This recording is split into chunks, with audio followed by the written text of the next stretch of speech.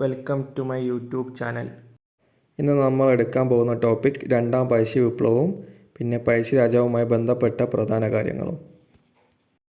രണ്ടാം പഴശ്ശി വിപ്ലവം നടന്ന കാലഘട്ടം 1800 മുതൽ 1805 വരെ. നാലാം മൈസൂർ യുദ്ധത്തിൻ്റെ അനന്തരഫലമായിരുന്നു രണ്ടാം പഴശ്ശി വിപ്ലവം. ബ്രിട്ടീഷുകാർ വയനാട് പിടിച്ചെടുക്കാൻ ശ്രമിച്ചതാണ് രണ്ടാം പഴശ്ശി വിപ്ലവം പെട്ടെന്നുണ്ടാകാനുള്ള കാരണം.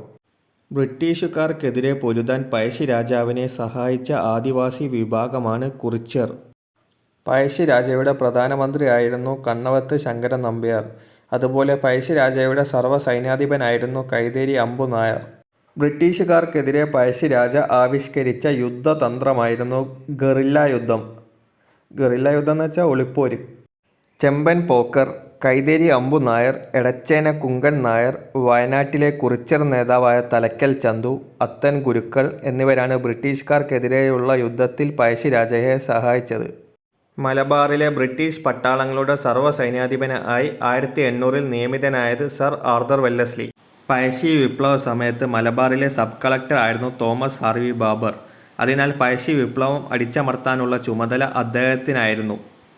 പഴശ്ശി രാജയ്ക്കെതിരെ യുദ്ധം ചെയ്യാൻ ആർതർ വെല്ലസ്ലിയുടെ നേതൃത്വത്തിൽ തോമസ് ഹാർവി ബാബർ പുൽപ്പള്ളിയിൽ നിയമിച്ച 1200 പോലീസുകാർ അടങ്ങിയ പ്രത്യേക സേന അറിയപ്പെടുന്നത് കോൽക്കർ.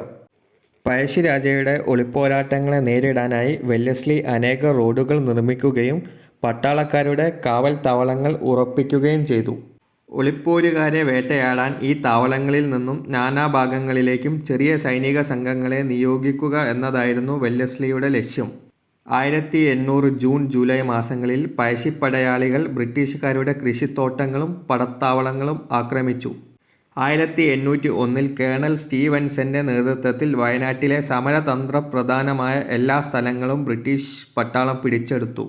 പഴശ്ശി രാജാവിൻ്റെ അനുചരന്മാർ നായാടപ്പെടുകയും പ്രമുഖ നേതാക്കന്മാരായ ചുഴലി നമ്പ്യാരും പെരുവയൽ നമ്പ്യാരും തടവുകാരാക്കപ്പെടുകയും കണ്ണവത്ത് പെരുവയൽ നമ്പ്യാരെ തൂക്കിലേറ്റുകയും ചെയ്തു.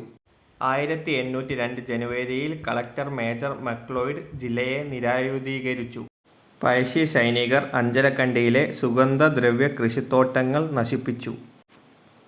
കേണൽ മക്ലോയിഡിൻ്റെ നേതൃത്വത്തിലുള്ള ബ്രിട്ടീഷ് സൈന്യം പഴശ്ശി സൈന്യത്തെ വനത്തിൽ പിന്തുടരുകയും അവരെ തകർക്കുകയും ചെയ്തു.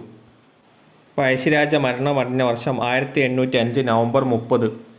പഴശ്ശിരാജ കൊല്ലപ്പെട്ട സ്ഥലം മാവിലന്തോട്, വയനാട്. കേരളത്തിൽ രജിസ്ട്രേഷൻ സമ്പ്രദായത്തിന് ബ്രിട്ടീഷുകാരുടെ നേതൃത്വത്തിൽ തുടക്കം കുറിച്ച സ്ഥലമാണ് അഞ്ചരക്കണ്ടി. കേരളവർമ്മ പഴശ്ശിരാജ എന്ന ചിത്രം സംവിധാനം ചെയ്തത് ഹരിഹരൻ. പഴശ്ശി കലാപം പ്രമേയമാക്കി കേരളവർമ്മ പഴശ്ശിരാജ എന്ന ചിത്രത്തിൻ്റെ തിരക്കഥ തയ്യാറാക്കിയത് MT വാസുദേവൻ നായർ. പഴശ്ശിരാജ ചമയങ്ങളില്ലാതെ എന്ന പുസ്തകം രചിച്ചത് മുണ്ടക്കയം ഗോപി. പഴശ്ശിരാജ സ്മാരകം സ്ഥിതി ചെയ്യുന്നത് മാനന്തവാടി. പഴശ്ശിരാജ ഡാം കണ്ണൂർ. പഴശ്ശി മ്യൂസിയം കോഴിക്കോട്. പഴശ്ശി ഗുഹ Malappuram. Pazhassiraja college Pulpally, Wayanad. Pazhassiraja NSS college സ്ഥിതി ചെയ്യുന്നത് മട്ടന്നൂർ, കണ്ണൂർ.